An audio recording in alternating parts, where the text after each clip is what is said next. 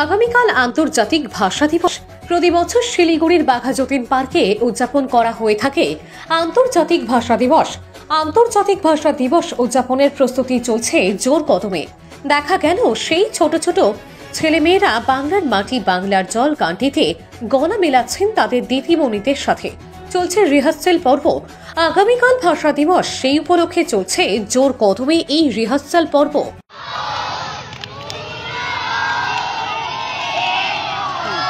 আপনার নাম? আমার নাম সংগীতা নাগ। আগামীকাল আন্তর্জাতিক মাতৃভাষা দিবস, কি কি প্রস্তুতি চলছে আপনাদের স্কুলের পক্ষ থেকে?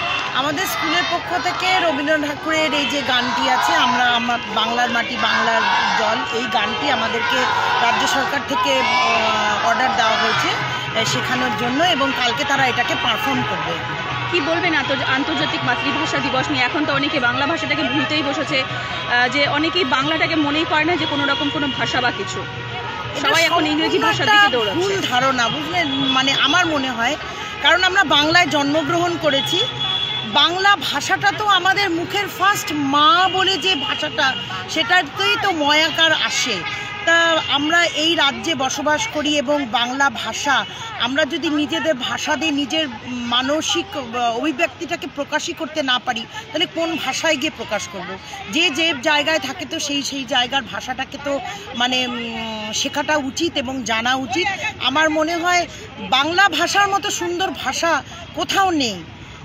বাংলা ভাষা দিয়ে যতটা প্রকাশ করা যায়, হয়তো আছে অন্যান্য ভাষা, তবে আমার মনে হয়, আমার ব্যক্তিগত মত, বাংলা দিয়ে অনেক কিছু, মানে এত বীর, এত সাহিত্যিক, এত সব বড় বড় সব মুনি ঋষিরা সাহিত্যিক কবিতা লিখেছেন, বা কবিতা যারা লিখেছেন কবিগুরু রবীন্দ্রনাথ ঠাকুর, আমাদের বড় বড় মহাপুরুষরা তো সব বেশিরভাগই সব বাঙালি।